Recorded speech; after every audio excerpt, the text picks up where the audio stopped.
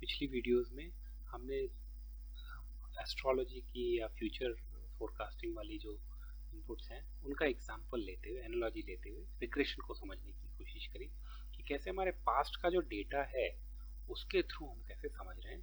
इन्हीं एनालॉजीज को क्रिएट करते हुए कुछ एग्जांपल्स के थ्रू कि कैसे एक्टर या कोई वेरिएबल है वो अपने आप को चेंज करने की कोशिश कर रहा है, कि उसने नई इक्वेशन में अपने आप को एक्सप्लेन किया।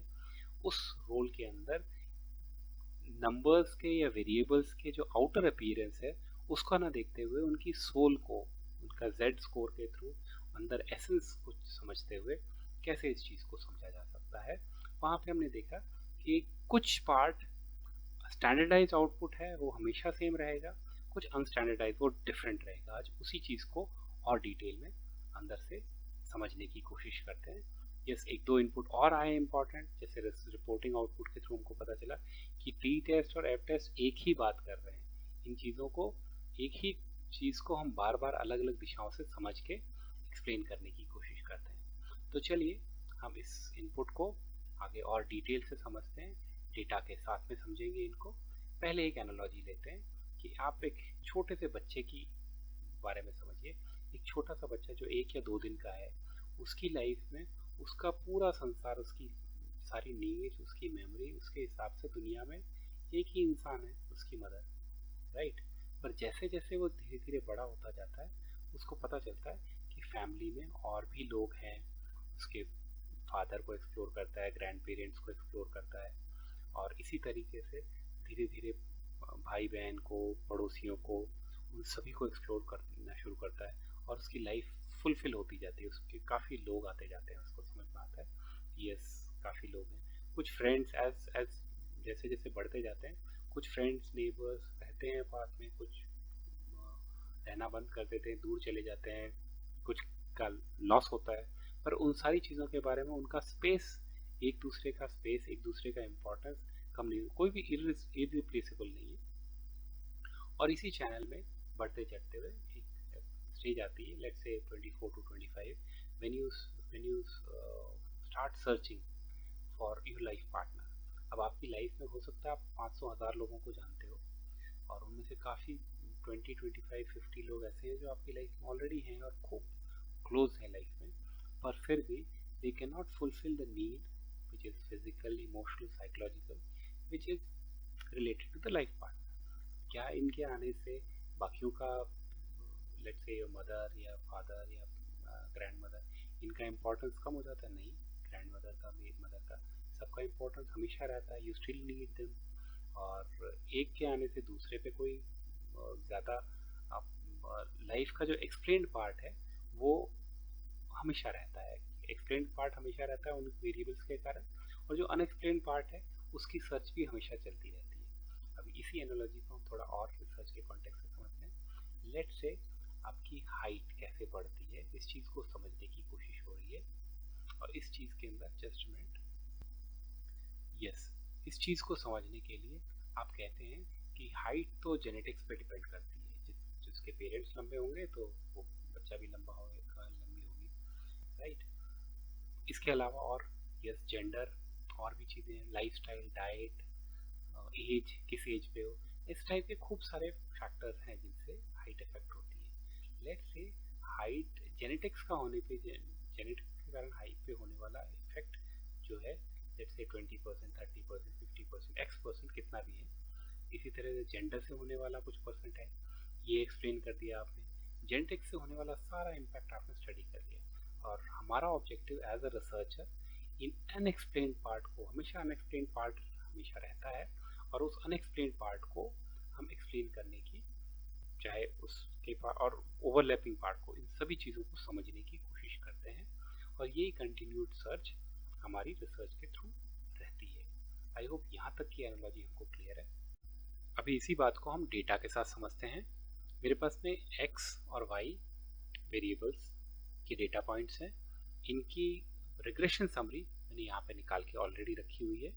इस चीज़ को हम समझते हैं।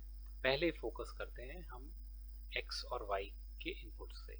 यहाँ पे x की y वेरिएबल की एवरेज वैल्यू 162 आ रही है, 161 पॉइंट समथिंग। हर डेटा पॉइंट की y से डिफरेंस इतना आ रहा है, इसको हमने कैलकुलेट कर दिया। और उस डिफरेंस का स्क्वायर ये टोटल है और ये उसका सम है। ये टोटल वेरिएंस बता रहा है, कितना वेरिएशन, टोटल वेरिएशन y अपनी एवरेज वैल्यू से टोटल इतनी बार वेरी हुआ। जितनी ज़्यादा बड़ी बड़ी वैल्यूज होंगी, जितना ज़्यादा सेपरेट रहेगा। और z वाले में -3 से +3 के बीच में वेरी करता है। अभी यहाँ पे फोकस करते हैं, क्या ये वैल्यू हमको यहाँ पे दिख रही है? यस, ये वैल्यू हमको समरी आउटपुट में भी बताया। समरी आउटपुट में टोटल वेरिएशन ऑफ y, ये वेरिएंस बता रहा है। इस वेरिएंस को हम दूसरे तरीके से भी एक्सेल में शॉर्टकट है dvesq of y is this, ये ऐसे कैलकुलेट कर लिया।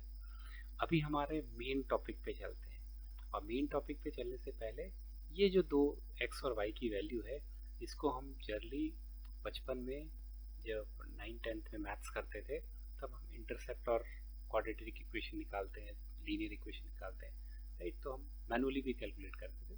तो देख लेते हैं इसका इंटरसेप्ट कितना है। Equal to intercept when this is y, comma when this is x, so what is the intercept? ये आ गया हमारा इंटरसेप्ट।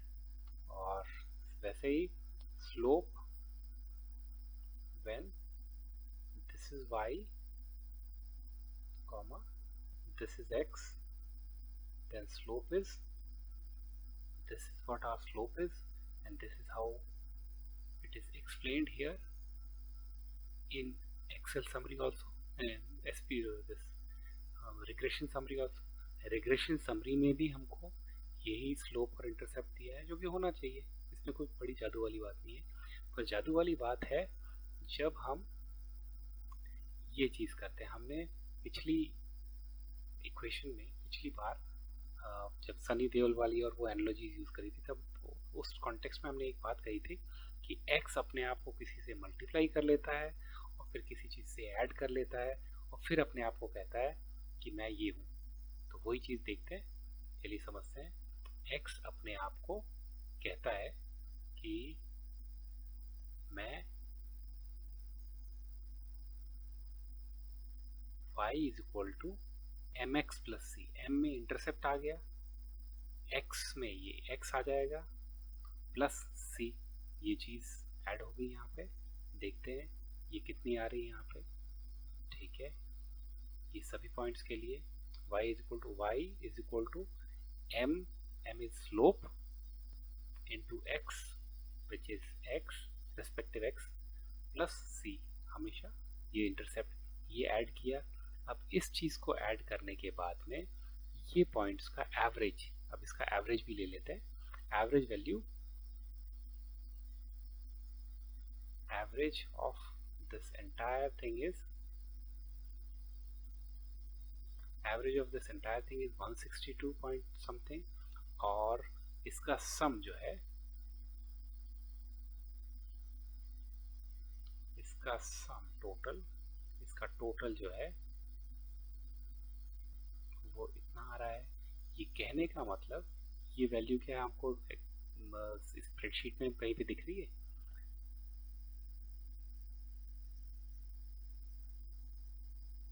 वन 621, इसका मतलब ये अब इसका डिवीजन स्क्वायर में ये क्या था, ये था हमारा सम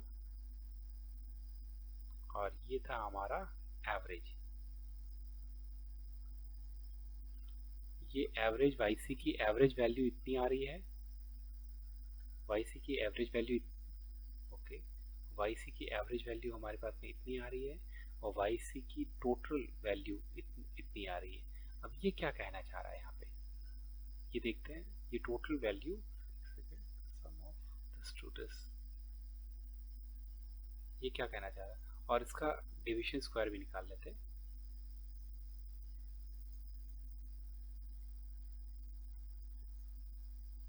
इट इज इक्वल टू